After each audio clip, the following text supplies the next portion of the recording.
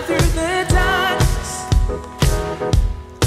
You are my light. My death you defeated.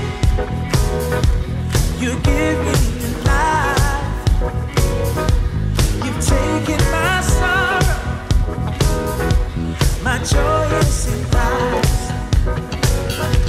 'Cause when I'm with you, I come alive. My days full of color. I dance through the night. When I see you move, I follow your lead. My eyes are on you, and yours are on me. You give me joy. You give me joy. You give me joy. You give me joy.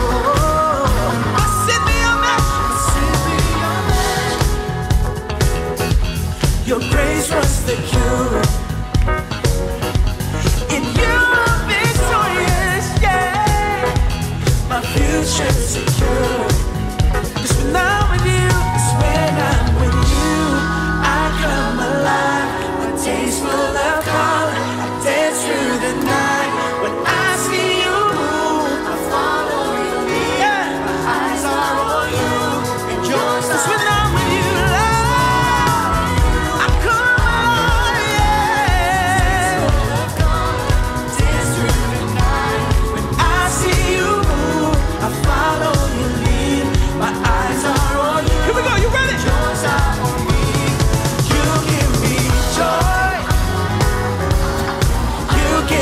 joy. You give me joy. You give me joy.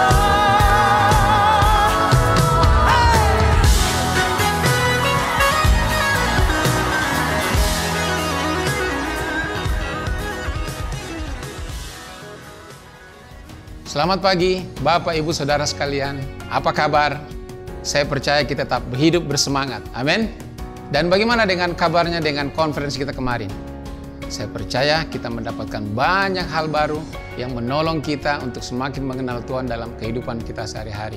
Dan saya juga mau menyambut Bapak, Ibu, Saudara yang pertama kali hadir dalam ibadah online bersama-sama dengan kami. Dan kami percaya saudara akan mendapatkan banyak hal yang menolong saudara untuk bertumbuh dalam pengenalan akan Tuhan. Kami Gereja Every Nation Makassar, kami ada untuk menghormati Tuhan dan menjadikan murid. Firman Tuhan mengatakan, nyanyikanlah nyanyian baru, pujilah namanya, pujilah Tuhan, karena Dia yang Allah yang baik dan Allah yang hebat.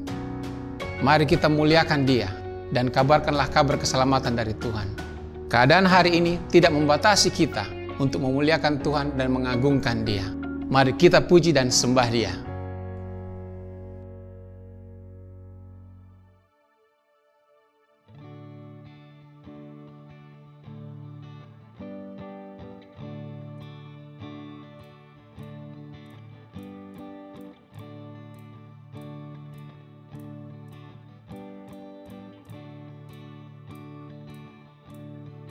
I searched the world,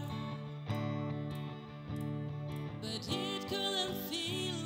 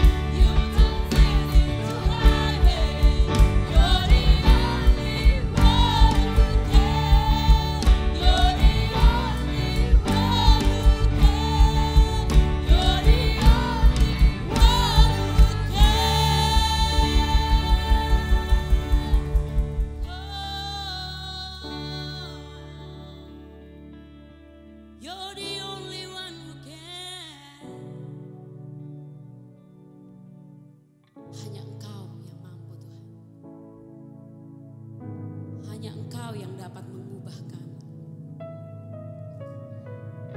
Sebab Engkau lebih dari cukup bagi kami, Tuhan.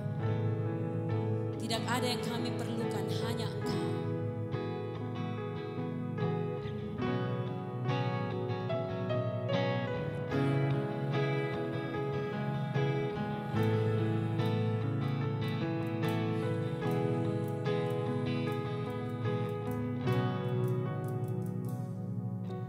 Christ is my reward and all of my devotion.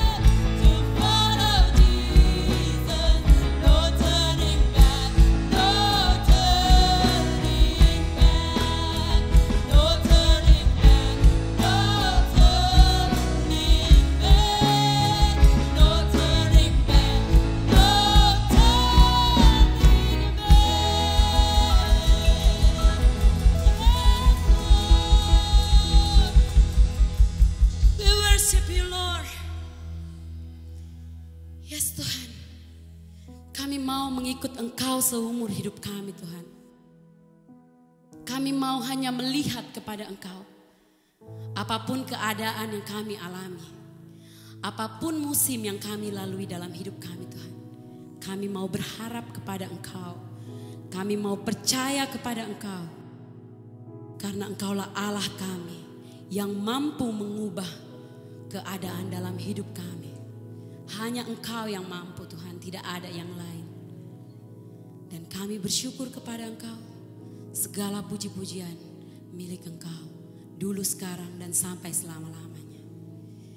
Kami bersyukur dalam nama Yesus. Amen.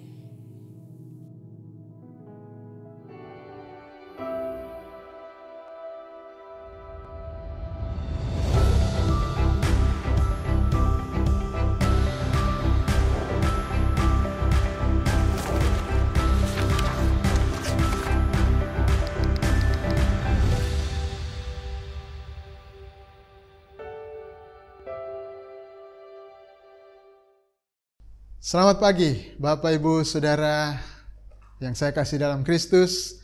Kembali kita bersama-sama memuji dan menyembah Tuhan. Walaupun masih di dalam ibadah online, kita di rumah masing-masing.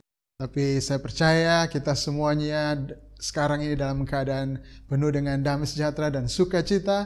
Setelah beberapa minggu terakhir ini kita belajar firman Tuhan dari kitab Roma. Dan khususnya minggu lalu kita mendengarkan bagaimana the great eight, ya, Roma pasal 8 yang agung itu, yang memberikan kepada kita jaminan bahwa Allah ada di pihak kita. Allah bekerja di dalam segala sesuatu untuk mendatangkan kebaikan bagi kita. Dan bahwa Tuhan begitu mengasihi kita. Dan tidak ada satupun yang bisa memisahkan kita dari kasih Kristus. Kita pasti akan diselamatkan. Tuhan yang telah berjanji kepada kita, Dia yang telah memilih kita, dan Dia yang akan terus mengerjakan semua rancangannya sampai kita nanti akan mendapatkan penebusan kita yang penuh, kemuliaan ketika Tuhan Yesus datang kembali dan kita hidup bersama-sama dengan Dia selama-lamanya. Sehingga apapun yang kita hadapi di dunia ini, kita punya keyakinan bahwa Allah ada di pihak kita, bahwa kita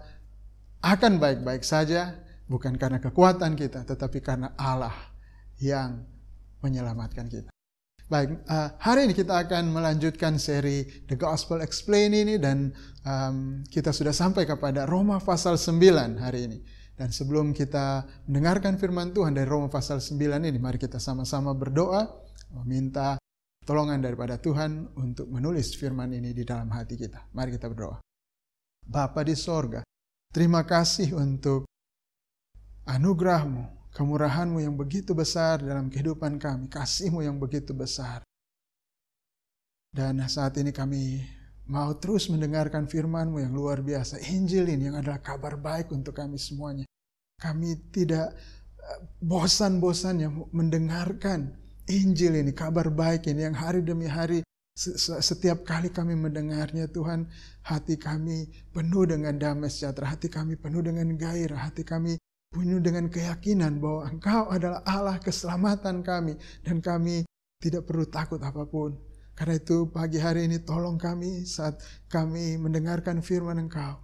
Dari Roma pasal 9. Tuhan kiranya Roh Kudus yang mengajar kami semuanya. Supaya kami mengerti firman Engkau. Kami mengerti siapa Engkau. Hati Engkau Tuhan. Dan kami boleh bermegah di dalam Engkau. Kami boleh bersyukur kepadamu, mengasihi Engkau, dan memuliakan Engkau. Karena kasih-Mu yang begitu besar, karena kemurahan-Mu yang luar biasa itu Tuhan. Roh Kudus, tulislah firman-Nya dalam hati kami. Tolong pembicara yang menyampaikan firman-Mu pada hari ini, urapi hamba-Mu, supaya apa yang hamba-Mu katakan ini benar-benar adalah kebenaran-Mu. Hindarkan dari kesesatan, dari kesalahan. Biar jemaat-Mu mengerti firman Engkau, kebenaran Engkau di dalam nama Yesus Kristus. Amin. Baik, hari ini kita di Roma pasal 9 dan kita akan mulai ayat 1 sampai mungkin ayat 29, tetapi kita tidak akan membacanya, kita akan membaca bagian demi bagian dan sambil kita akan memahami apa yang firman Tuhan katakan kepada kita. Baik, Roma pasal 9, saya berikan judul mengenai kedaulatan Allah. Ini berbicara banyak tentang kedaulatan Allah di sini. Mari sama-sama kita mulai. Roma pasal 9 ayat 1. Aku mengatakan kebenaran dalam Kristus. Aku tidak berdusta. Suara hatiku turut bersaksi dalam Roh Kudus bahwa aku sangat berduka cita dan selalu bersedih hati. Bahkan aku mau terkutuk dan terpisah dari Kristus demi saudara-saudaraku, kaum sebangsaku secara jasmani. Sebab mereka adalah orang Israel, mereka telah diangkat menjadi anak, dan mereka telah menerima kemuliaan, dan perjanjian-perjanjian, dan hukum Taurat, dan ibadah, dan janji-janji. Mereka adalah keturunan bapa-bapa leluhur yang menurunkan Mesias dalam keadaannya sebagai manusia yang ada di atas segala sesuatu. Ia adalah Allah yang harus dipuji sampai selama-lamanya. Amin. Bapak Ibu Saudara yang saya kasih, Rasul Paulus menulis di Roma pasal 9 ini mengenai hatinya. Hatinya terhadap kaum sebangsanya, orang Israel. Rasul Paulus adalah seorang Yahudi. Dan ketika dia memberitakan Injil ini kepada orang-orang Yahudi, kepada saudara-saudara sebangsanya, sebagian besar dari mereka tidak percaya. Sebagian besar tidak percaya, hanya sebagian kecil yang percaya.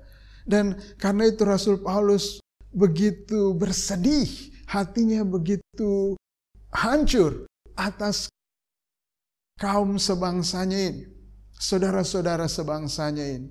Bahkan dia tadi mengatakan bahwa bahkan dia rela terpisah dari Kristus. Ya, untuk kaum sebangsanya, dia bilang.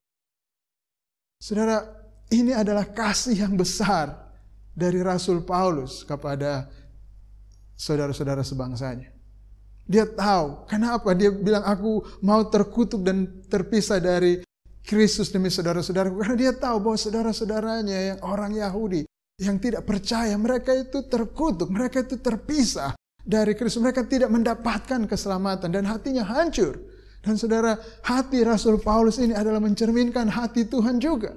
Bahwa betapa Tuhan menginginkan supaya orang-orang percaya kepada dia, apa yang telah dia lakukan. Supaya mereka mendapatkan keselamatan di dalam Kristus itu. Dan Tuhan menginginkan khususnya orang-orang Israel, orang-orang Yahudi ini. Tetapi apa yang terjadi adalah sebagian besar daripada mereka tidak percaya. Mereka menolak Kristus.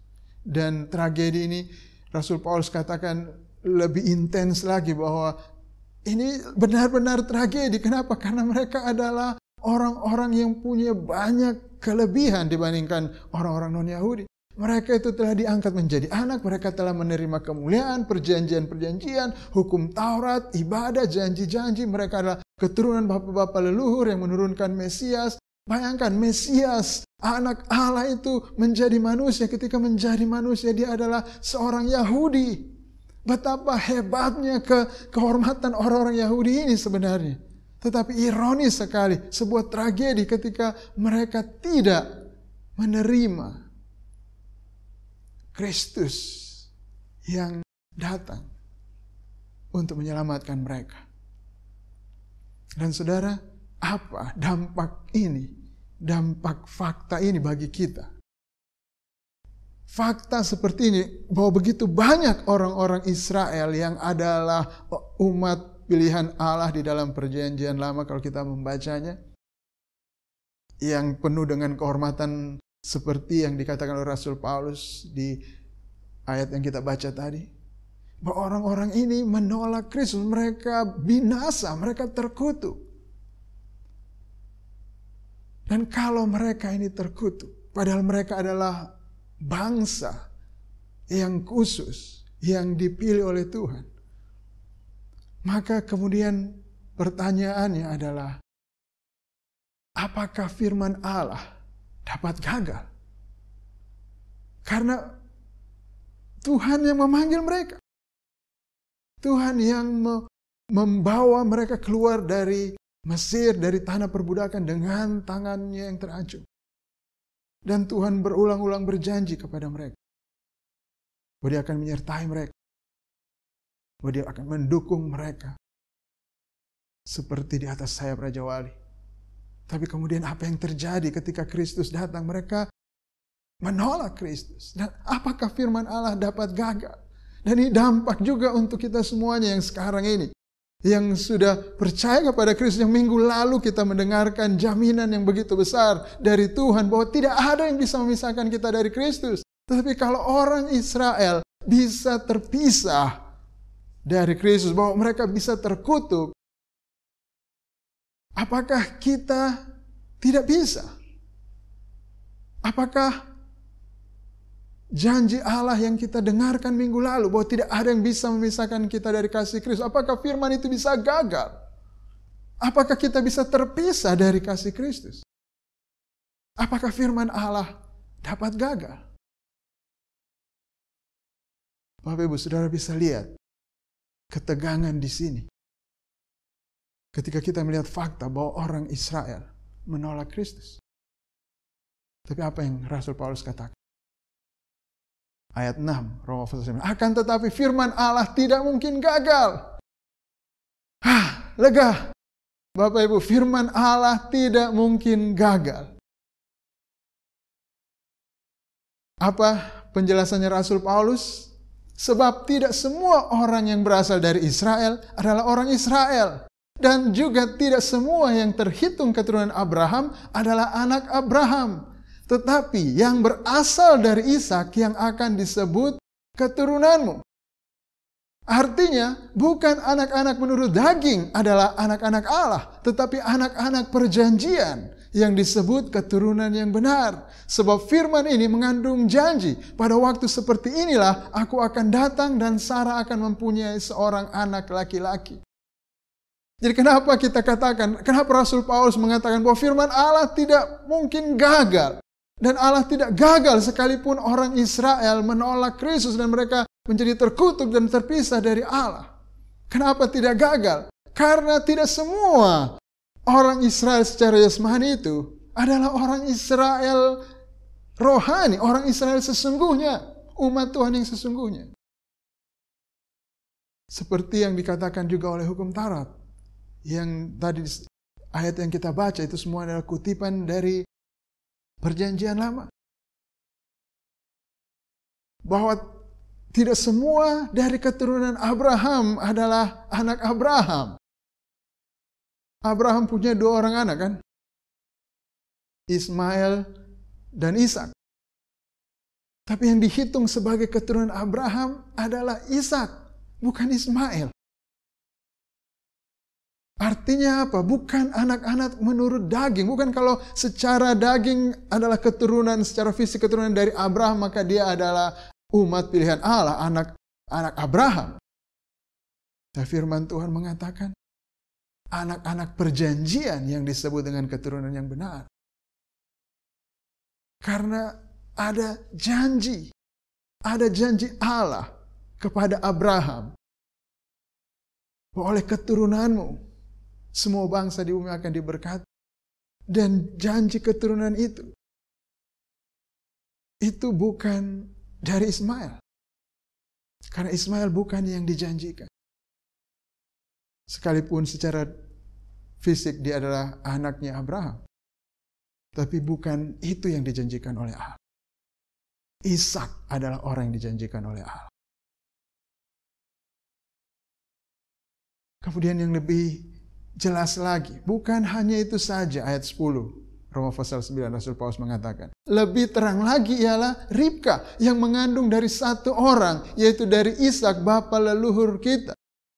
Sebab waktu anak-anak itu belum dilahirkan dan belum melakukan apa yang baik dan yang jahat, supaya rencana Allah tentang pemilihannya diteguhkan bukan berdasarkan perbuatan tetapi berdasarkan panggilannya, dikatakan kepada Ribka, anak yang tua akan menjadi hamba anak yang muda. Seperti ada tertulis, aku mengasihi Yakub tetapi membenci Esau.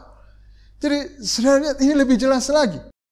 Ishak, dia adalah keturunan yang dijanjikan tadi. Dia adalah janji Allah kepada Abraham bahwa dari Sarah engkau akan mempunyai keturunan. Dan Ishak sekarang lahir. Ishak kemudian menikah dengan Ribka dan punya 2 anak kembar.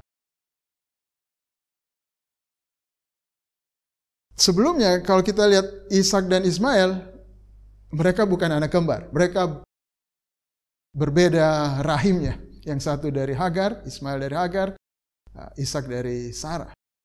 Tapi ini Yakub dan Esau, anaknya Ishak. Mereka dari satu rahim, rahimnya Ribka. Dan kembar lagi. Dan sudah itu, Esau adalah yang sulung, yang duluan lahir. Dan kemudian Yakub. Tetapi Tuhan memilih Yakub. Tuhan mengatakan anak yang tua akan menjadi hamba anak yang muda. Kenapa Tuhan melakukan ini? Tuhan sengaja tidak memilih Esau. Yakub adalah yang bungsu. Tapi Tuhan pilih untuk menghilangkan semua faktor dari luar. Bahwa ini semata-mata bergantung kepada Tuhan, bergantung kepada janjinya, bergantung kepada kehendaknya. Seperti yang kita baca tadi di ayat 11, dikatakan sebelum waktu anak-anak itu dilahirkan dan melakukan yang baik atau yang jahat, supaya rencana Allah tentang pemilihannya diteguhkan, bukan berdasarkan perbuatan tetapi berdasarkan panggilannya. Itu sebabnya Tuhan memperlihatkan di sini bahwa Dia memilih Yakub yang bungsu ini.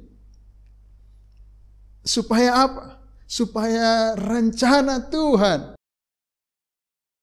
pemilihannya itu diteguhkan. Ini bukan berdasarkan perbuatan, bukan berdasarkan usaha manusia, bukan berdasarkan keadaan manusia, tetapi benar-benar berdasarkan panggilan Allah sendiri, berasal dari diri Allah sendiri, dari kedaulatannya Dia, kebebasannya Dia untuk menentukan apa yang Dia kehendaki, untuk merencanakan apa yang Dia kehendaki.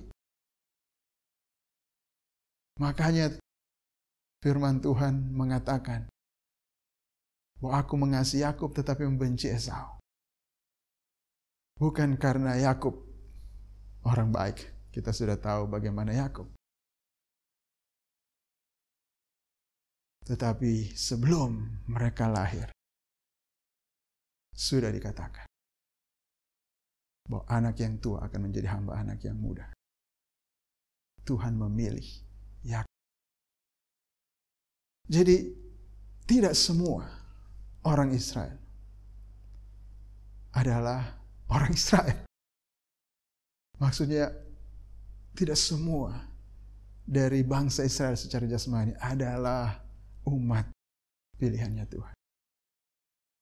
Tetapi di dalam umat Israel ini, di dalam bangsa Israel secara fisik ini, ada umat Tuhan yang benar-benar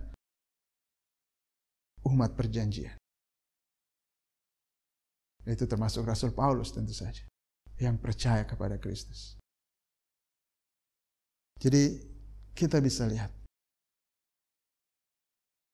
bahwa Allah memiliki rencana kekal, yaitu memilih dari antara manusia berdosa, mereka yang akan diberikan kepada Kristus untuk menjadi saudara-saudaranya Kristus.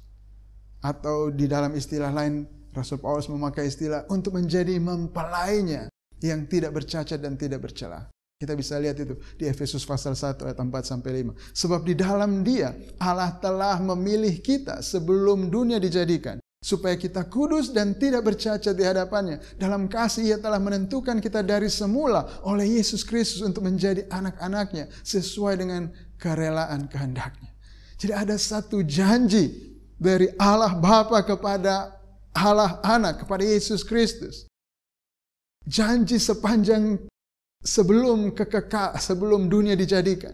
Di dalam kekekalan Allah Bapa telah memilih sejumlah manusia, satu umat dari antara orang-orang berdosa yang akan diberikan kepada anaknya yang tunggal sebagai pemberian kasih kepada anaknya yang tunggal. Sekalipun orang ini, umatnya ini adalah umat yang berdosa, tetapi anak Allah ini akan datang untuk menebus mereka dari dosa mereka.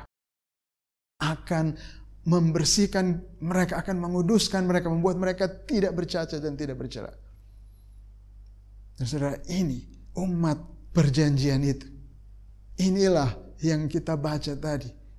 Berdasarkan janji Allah Bapa kepada anaknya. Bahwa kalau dia memberikan dirinya sebagai korban penebus salah, dia akan melihat keturunannya akan lanjut umur. Akan ada umat yang diberikan kepadanya, yang akan menjadi saudara-saudaranya, yang akan menjadi mempelainya, yang dia kasihi, yang akan hidup bersama-sama dia sepanjang kekekalan. Saudara, inilah umat perjanjian itu. Dan di sini firman Allah tidak pernah gagal. Janji Allah tidak pernah gagal. Untuk semua orang ini yang telah dipilih di dalam Kristus ini, untuk dijadikan kudus dan tidak bercacat, untuk dijadikan anak-anak Allah, ini pasti terjadi. Ini tidak akan gagal. Wow. Pemilihan Allah yang tanpa syarat, yang berdaulat, yang bebas ini, yang sama sekali tidak tergantung manusia. Ini adalah kabar baik bagi orang berdosa. Bahwa mereka sekalipun berdosa seperti apapun juga, karena pemilihan Allah tidak tergantung kepada manusia, maka mereka dapat diselamatkan. Tidak ada satu orang pun yang berdosa yang bisa mengatakan bahwa saya sudah sangat berdosa dan tidak mungkin saya sebagai orang yang sangat berdosa seperti ini, tidak mungkin Allah memilih saya. Kita tidak bisa mengatakan hal yang demikian. Kenapa? Karena Allah memilih kita bukan berdasarkan apa yang telah kita lakukan, siapa kita, usaha kita. Tetapi Allah memilih kita berdasarkan kehendaknya sendiri, berdasarkan kedaulatannya sendiri. Dan pilihan Allah yang bebas ini menjadi kabar baik untuk kita semuanya. Siapapun dia, siapapun saudara yang merasa orang paling berdosa, saudara dapat diselamatkan. Tidak ada jalan buntu. Dan untuk kita yang sudah percaya, itu adalah bukti bahwa kita adalah umat yang dipilih Allah, karena dia telah memanggil kita. Mereka yang dipilihnya dari semula, mereka dipanggilnya. Dan kita yang dipanggil, yang sudah percaya, artinya Allah sudah memanggil kita untuk percaya kepada Kristus. Kita bisa pasti dengan jaminan kita bahwa kita pasti akan diselamatkan. Ini kabar baik yang luar biasa, kan? Itu implikasinya ketika kita mengerti kedaulatan Allah, bahwa Allah memilih satu umat bagi dirinya dengan pilihan yang tanpa syarat. Dan implikasi lainnya adalah apa? Bahwa pemilihan Allah yang tanpa syarat ini akan merubuhkan setiap kesombongan manusia. Tidak ada orang yang diselamatkan nanti kalau sudah sampai di sorga, ya. Kalau kita yang percaya nanti sudah sampai di sorga, tidak ada di antara kita lagi yang bisa memegahkan diri. Tidak ada di antara kita yang bisa mengatakan, oh saya beriman sekali makanya saya bisa masuk ke sini. Oh saya benar-benar mencari Tuhan, makanya saya ada di sini, saya masuk ke sorga. Saya sungguh-sungguh mengalami banyak kesulitan, dan tetapi saya bertahan, makanya saya ada di sini. Saya lebih beriman daripada yang lain, makanya saya masuk sorga. Tidak ada lagi orang yang bisa sombong. Semuanya sudah dihancurkan, semua kesombongan akan dirobohkan. Semuanya hanya satu, kita akan ada di sorga karena Allah memilih kita tanpa syarat apapun, hanya berdasarkan kedaulatannya sendiri, kebebasannya dia untuk memilih kita. Tidak ada kesombongan. Apakah Allah tidak adil kalau demikian? Bahwa kalau dia memilih siapapun yang dia mau, apakah Allah tidak adil? Kalau dia mengatakan aku mengasihi Yakub dan membenci Esau, tanpa melihat apa yang mereka lakukan, apakah berarti Allah tidak adil? Kalau Allah memilih kita dan tidak memilih yang lain, apakah berarti Allah tidak adil karena dia tidak melihat siapa kita? Apa yang Rasul Paulus katakan? Roma pasal 9 ayat 14. Jika demikian, apa yang hendak kita katakan? Apakah Allah tidak adil? Mustahil. Mustahil, tidak mungkin. Tidak mungkin Allah tidak adil. Allah adalah Allah yang adil. Tapi kenapa Rasul Paulus? Bagaimana kau bilang Allah itu tidak mungkin tidak adil? Nah, dia semau-maunya dia. Dia membenci Esau, mengasihi Yakob tanpa melihat apa yang mereka lakukan. Bagaimana kau mengatakan bahwa dia tidak adil? Ayat 15, Rasul Paulus mengatakan, sebab ia berfirman kepada Musa, aku akan menaruh belas kasihan kepada siapa aku mau menaruh belas kasihan, dan aku akan bermurah hati kepada siapa aku mau bermurah hati. Saudara, kelihatannya ini tidak menyelesaikan problem. Ini bukan argumen untuk menjawab pertanyaan tadi kan. Justru ini yang kita tanyakan, bahwa apakah Allah adil kalau dia melakukan seperti itu? Kalau dia semena-mena memberikan belas kasihan kepada siapa yang dia mau, bermurah hati kepada siapa yang dia mau. Kalau dia mengasihi Yakob dan membenci Esau tanpa faktor dari Esau maupun Yakob, apakah bisa dikatakan bahwa dia adil? Kenapa Paulus kemudian menjawab lagi dengan sepertinya hal yang sama, bahwa inilah firman Tuhan kepada Musa, aku akan menaruh belas kasihan kepada siapa aku mau menaruh belas kasihan, dan aku akan bermurah hati kepada siapa aku mau bermurah hati. Kita mesti lihat. Ayat ini dikutip oleh Rasul Paulus dari Keluaran pasal 33. Di situ Musa ingin untuk melihat kemuliaan Tuhan. Dan dia minta, Tuhan, perlihatkan kemuliaanku. Dan Tuhan mengatakan, oke, saya akan melewati engkau. Kau sembunyi di balik batu. Dan saya akan melewati engkau dan saya akan mengumumkan namaku. Saya akan menyatakan namaku. Dan ini nama yang Tuhan nyatakan.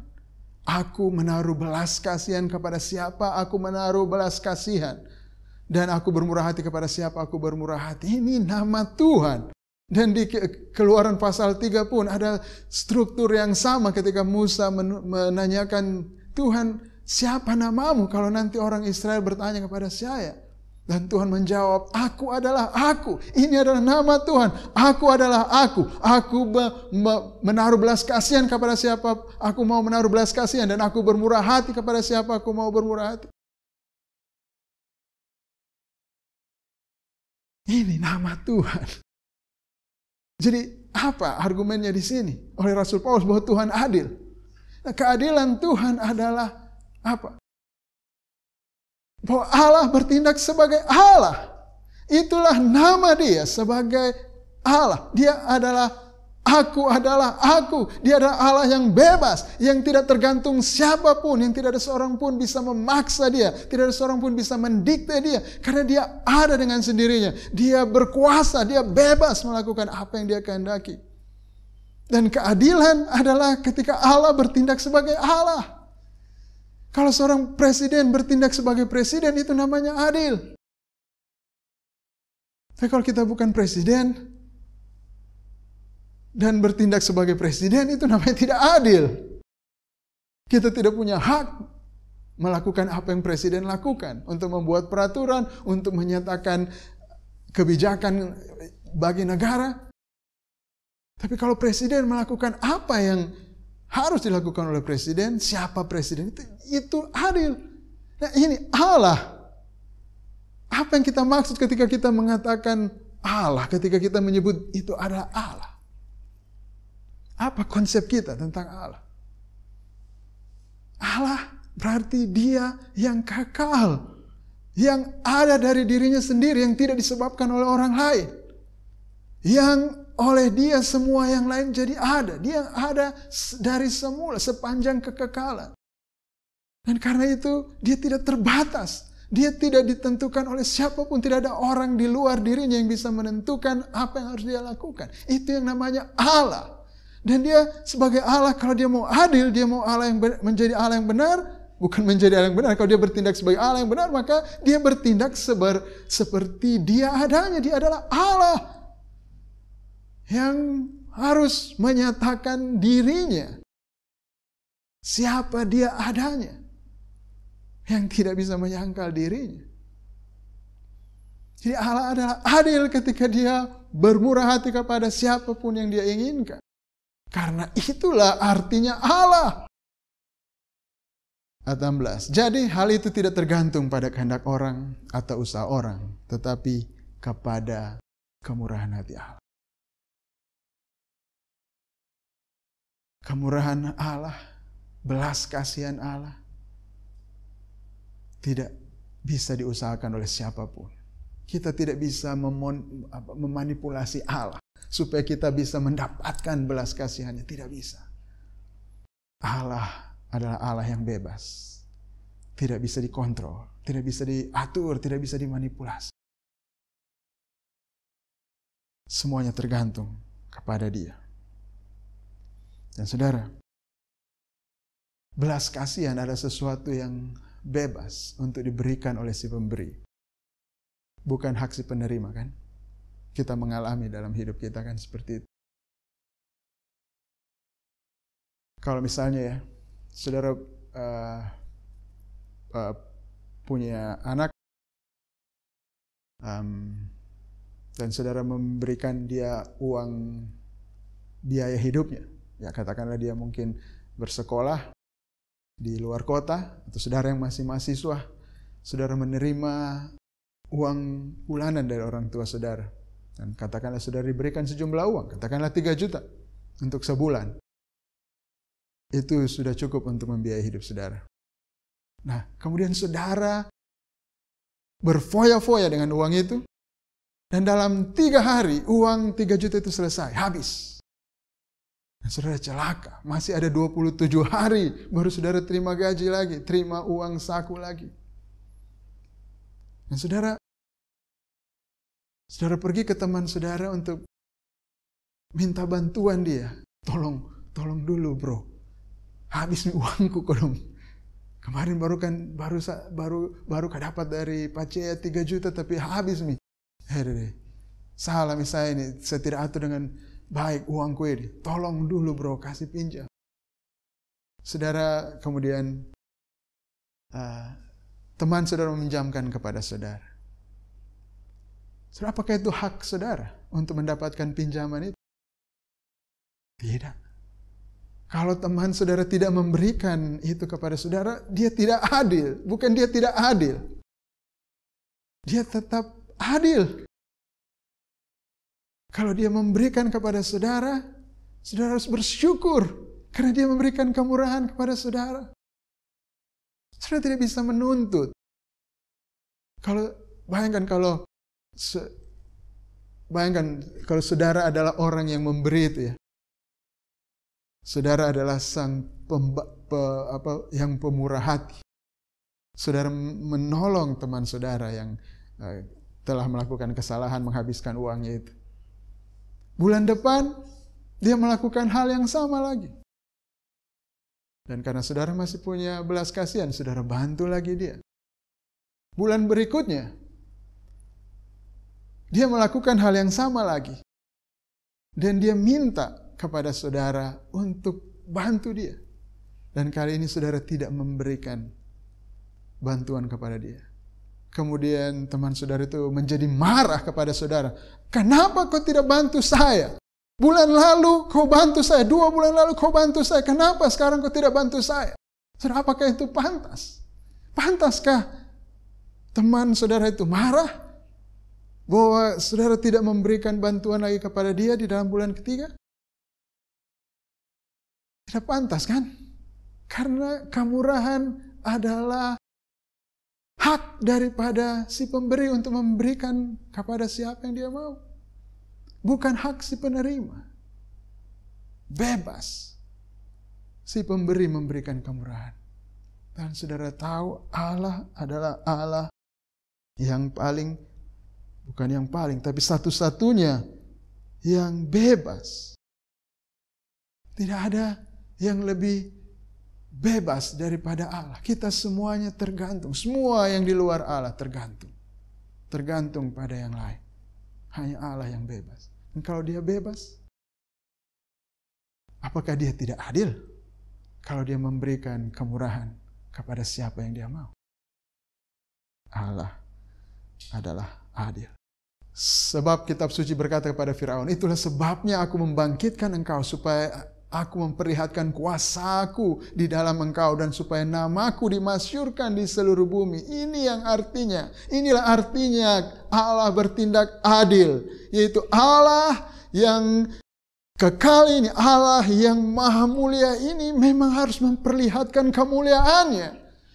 Dia harus dihargai sebagaimana nilainya dia yang tinggi itu. Dia harus dimuliakan sebagaimana dia memang Allah yang mulia. Itu adalah keadilan. Dan ketika Allah bertindak, Allah membangkitkan Fir'aun.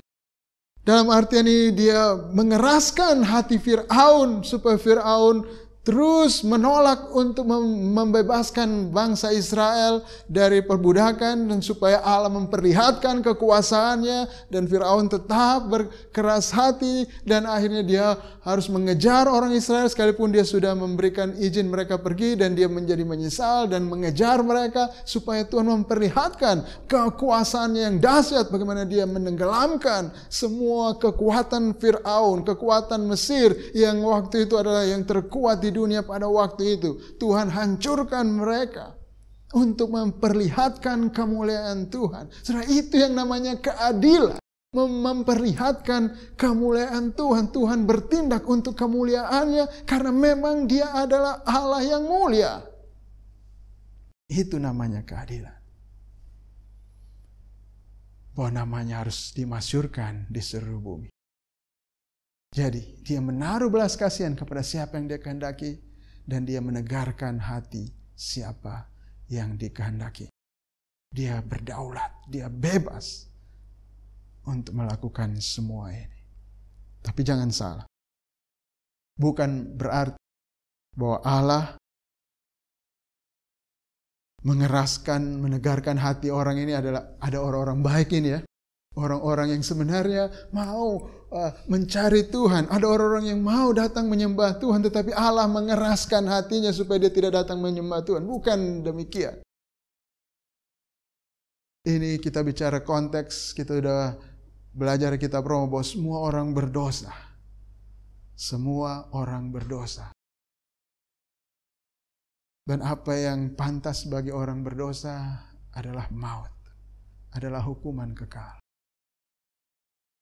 Dan jika dia bermurah hati, kepada siapa yang dia bermurah hati? Dan dia mengeraskan hati, siapa yang dia keraskan hatinya? Itu adalah keadilan Allah.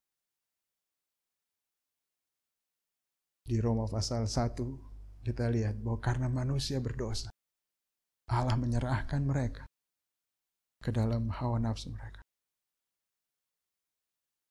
Tapi ada yang Allah tunjukkan belas kasihan. Jadi apa implikasinya buat kita? Kita harusnya takjub akan kemurahan Allah. Bukan malah kita menuduh Allah tidak adil. Mari kita, wow, Tuhan Engkau begitu bermurah hati kepada saya. Saya harusnya binasa. Tapi Engkau bahkan memberikan anakmu yang tunggal untuk saya. Wow, ajaib Tuhan. Sungguh ajaib kemurahan. Begitu harusnya kita berespon. Bukan menuduh bahwa tidak adil ini Tuhan ini. Masa cuma saya yang diselamatkan? Bagaimana kodong dengan Firaun? Masa Tuhan tidak bermurah hati sama Firaun? Saudara, kalau kita menuduh Allah seperti itu, kita bohong. Bahwa kita mau lebih murah hati dari Allah, ceritanya ya. Kalau kita jadi Allah ini, kita akan bermurah hati kepada Firaun. Jangan mau kau bohong. Saya tahu. Sedikit motormu disenggol saja sudah tidak ada belas kasihanmu sama orang yang senggol motormu toh.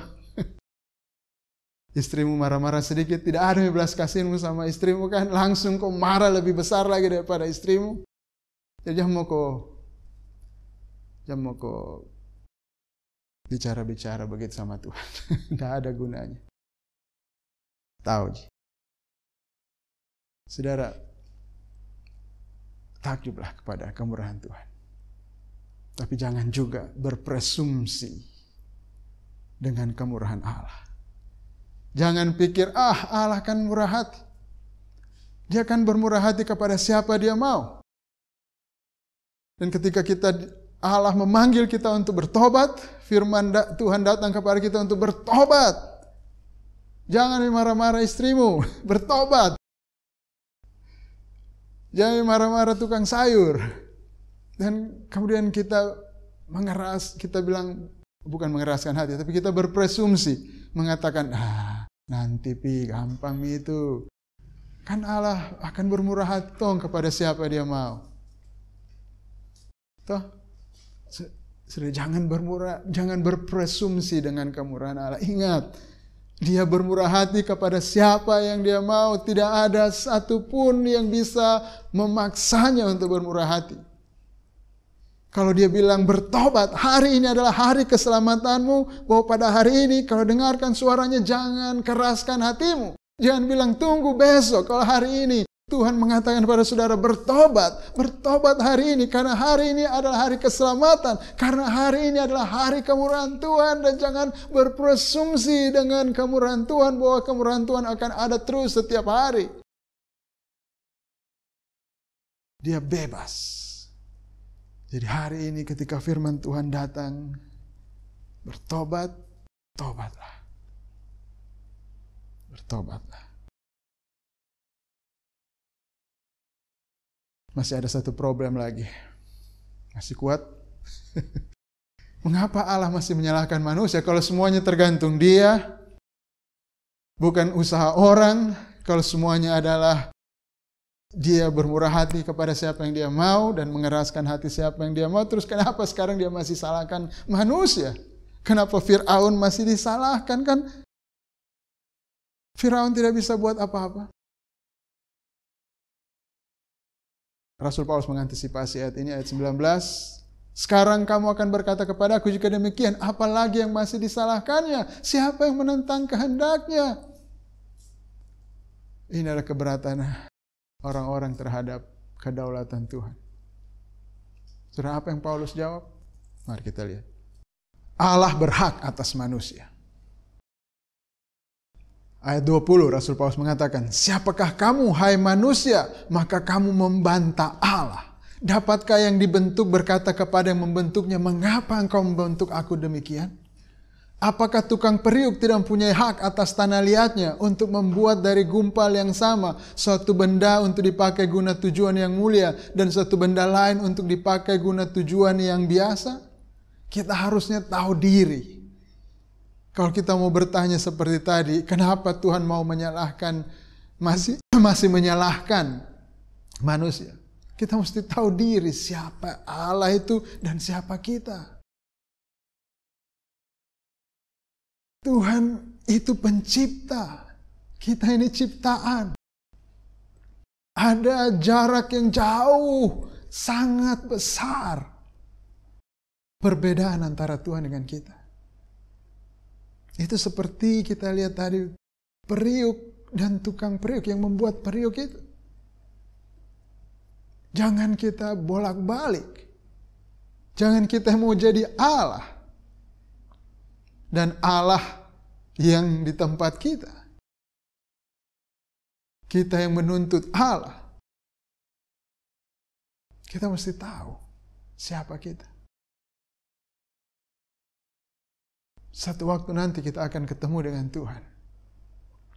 Dan kalau kita lihat orang-orang yang ketemu dengan Tuhan, Yesaya ketemu dengan Tuhan, apa yang dia katakan? Celakalah aku, karena aku ini manusia yang najis bibir. Musa ketika ketemu dengan Tuhan, Tuhan bilang tanggalkan kasutmu. Sujud menyembah kepada Tuhan. Ketika kita berurusan dengan kedaulatan Tuhan, kita harus menyadari bahwa kita ini hanyalah ciptaan. Allah adalah sang pencipta dan kita harusnya tunduk kepada sang pencipta. Saudara ingat, ada seorang perempuan non-Yahudi yang sakit pendarahan dan dia minta kepada Tuhan Yesus. Dia bilang, Tuhan tolong sembuhkan saya. Dan Tuhan Yesus bilang apa sama dia? Tidak baik memberikan roti kepada anjing sementara anak-anak masih makan di meja.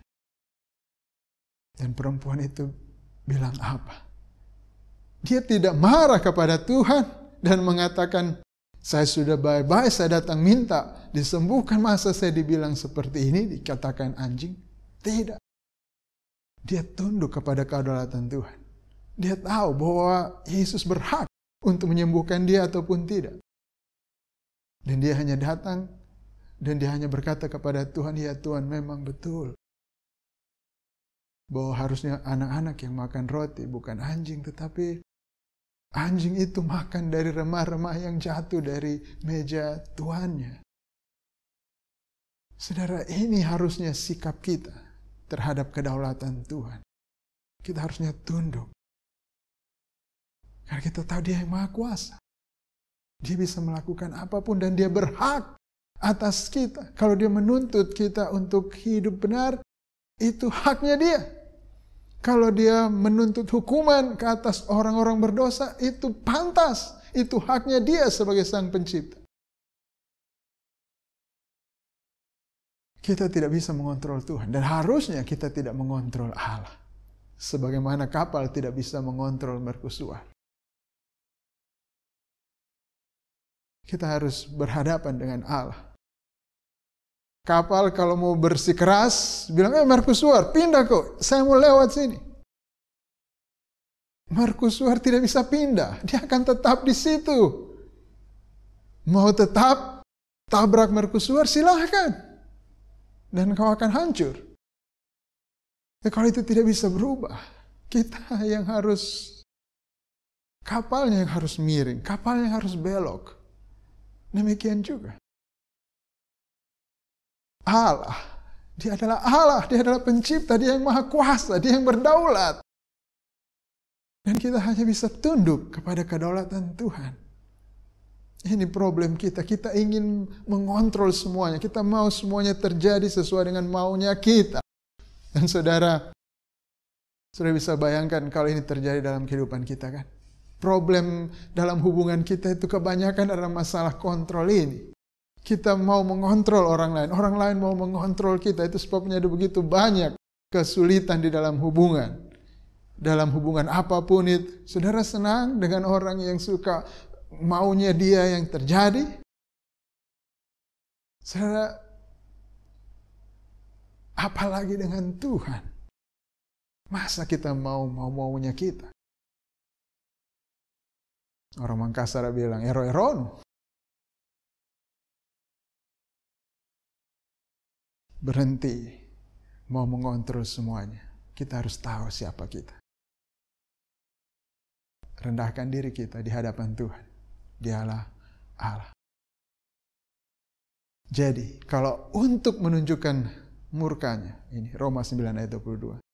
Dan menyatakan kuasanya, Allah menaruh kesabaran yang besar terhadap benda-benda kemurkaannya yang telah disiapkan untuk kebinasaan.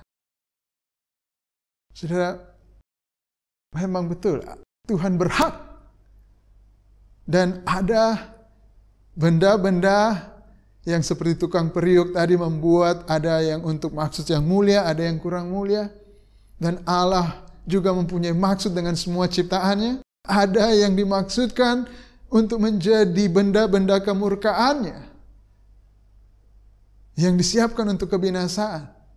Tetapi untuk benda-benda yang disiapkan untuk kebinasaan ini pun kita lihat Allah menunjukkan kesabaran yang luar biasa.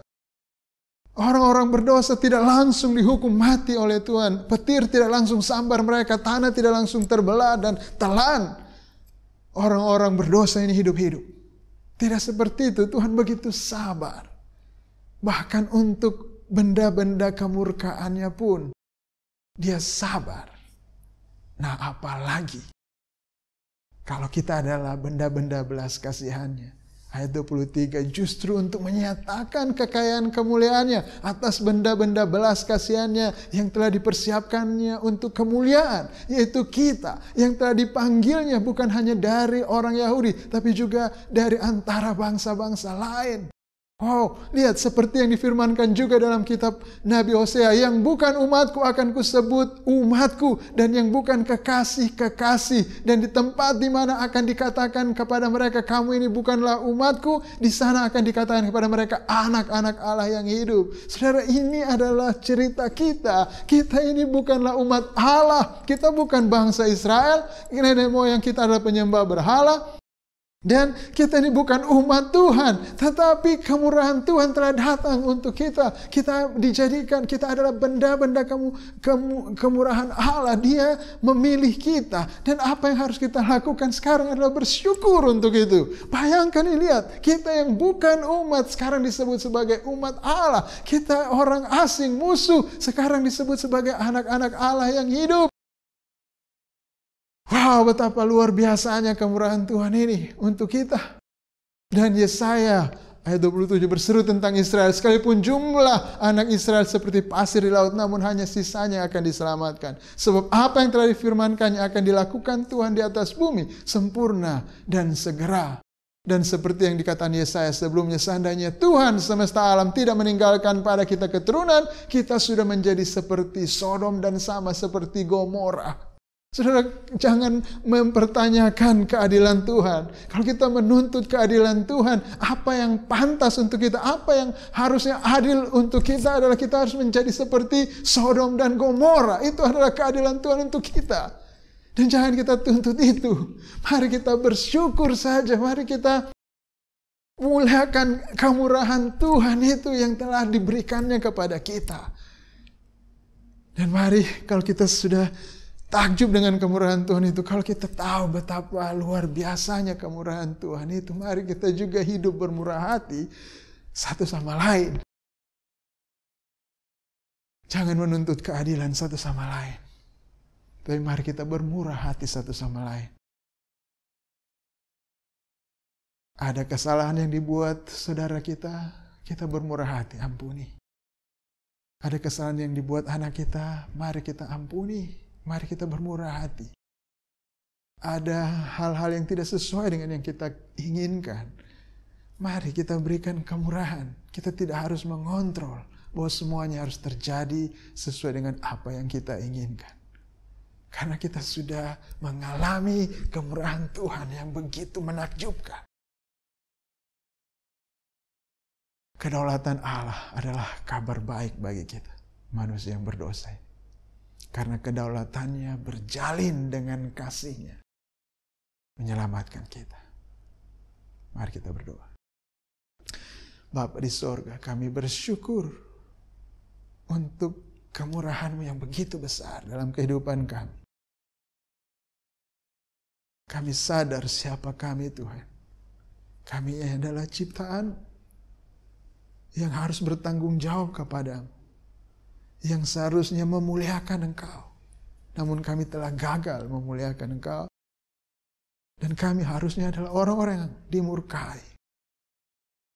Tetapi Engkau di dalam kedaulatan-Mu, dengan kebebasan-Mu, tidak melihat siapa kami, apa yang telah kami lakukan, seberdosa apapun kami. Tapi Engkau telah memberikan kemurahan-Mu kepada kami. Bapa, Engkau telah mengutus anak-Mu yang tunggal. Engkau tidak menyayangkan anak-Mu yang tunggal, tapi telah memberikannya untuk kami, untuk menebus segala dosa kami. Tuhan, kami adalah orang paling berbahagia seharusnya, karena kami menerima jauh lebih baik dari apa yang pantas untuk kami dapatkan, Tuhan. Tuhan, kami mau tunduk kepada kedaulatan Engkau. Kami mau mengakui Engkau Allah. Engkaulah Allah dan bukan kami. Semua yang Engkau buat adalah benar. Engkau adil di dalam segala jalan-jalan-Mu, Tuhan. Tidak ada kecurangan di dalam Engkau. Dan kami berdoa, karena kami tahu Engkau Allah yang berdaulat. Kami berdoa saat ini. Ada banyak orang-orang yang belum mengenal Engkau. Ada banyak orang-orang berdosa. Orang-orang yang kami kasihi. Sama seperti Rasul Paulus mengatakan bahwa dia begitu hancur hatinya. Dia begitu berduka cita karena saudara sebangsanya yang tidak percaya kepada Kristus. Tuhan, saat ini kami berdoa untuk sahabat-sahabat kami, untuk keluarga kami, untuk orang-orang yang kami peduli, yang kami kasihi, bahwa mereka yang belum bertobat, mereka yang belum percaya kepada Kristus, Tuhan, kami tahu sebesar apapun dosa mereka, Engkau adalah Allah yang berdaulat. Engkau tidak dibatasi oleh apapun. Engkau sanggup untuk menyelamatkan. Dan hari ini berdasarkan kepercayaan kami kepada Engkau ini, Tuhan, kami berseru untuk mereka, Tuhan. Kiranya Engkau berkenan untuk menyelamatkan, Tuhan. Dan ada di antara kami yang mendengarkan berita Injil Engkau pada hari ini, kami minta, Tuhan, Engkau berkenan untuk menyentuh hati setiap orang. Supaya setiap orang bisa bertobat dan percaya kepada Yesus Kristus untuk mendapatkan keselamatan mereka. Di dalam nama Yesus Kristus. Amin. Bapak Ibu, kita akan memberikan persembahan kita kepada Tuhan. Dan Tuhan sangat bermurah hati kepada kita semuanya. Apa yang kita dapatkan saat ini, apa yang kita miliki saat ini, itu jauh lebih baik dari apa yang pantas untuk kita dapatkan. Jadi mari kita seperti Tuhan kita bermurah hati. Kita juga mau bermurah hati. Kita mau punya karakter yang seperti Tuhan kita. Kita mau memberkati orang-orang, memberikan kemurahan, dan kita bisa memberikan dalam berbagai bentuk. Dan khusus untuk saat ini kita bisa bermurah hati dengan uang yang kita miliki. Mari kita bawa persembahan kita kepada Tuhan dengan hati yang penuh iman dan ucapan syukur kepada Dia. Bapa, kami bersyukur untuk kemurahan-Mu dalam hidup kami. Secara jasmani pun Engkau memelihara kami, memberikan kepada kami hal-hal yang baik, lebih daripada yang pantas untuk kami dapatkan. Dan apa yang kami miliki saat ini, Tuhan, ini adalah kemurahan-Mu, Tuhan. Dan kami mau memberikan sebagian dari apa yang sudah Engkau percayakan kepada kami ini. Dan kiranya Engkau berkenan dengan persembahan kami ini. Dan biar persembahan ini berbau harum di hadapan Engkau dan Engkau berkatinya. Biar persembahan ini bisa dipakai untuk membawa berita Injil ini. Biar semua orang bisa mendengarkan berita Injil ini. Dan mereka tahu bahwa ada Tuhan yang berdaulat, yang sanggup untuk menyelamatkan orang berdosa, seberdosa apapun mereka. Dan biar orang-orang bisa datang kepada Yesus Kristus, mengakui Yesuslah satu-satunya juru selamat, Tuhan mereka. Dan biar nama Yesus Kristus dikenal di seluruh bumi. Nama Engkau dimasyurkan di setiap tempat di bumi ini. Di dalam nama Yesus Kristus. Amin.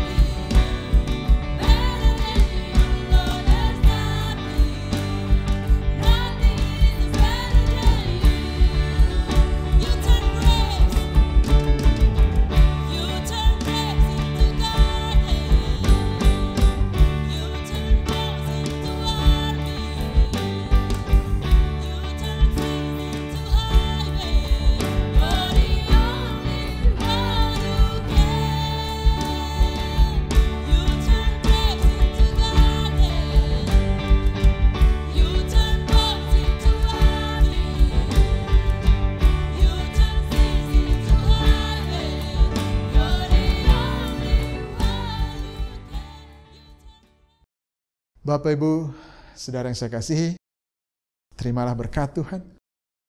Tuhan memberkati engkau dan melindungi engkau. Tuhan menyinari engkau dengan wajah-Nya dan memberi engkau kasih karunia-Nya. Tuhan menghadapkan wajah-Nya kepadamu dan memberi engkau damai sejahtera di dalam nama Yesus Kristus. Amin.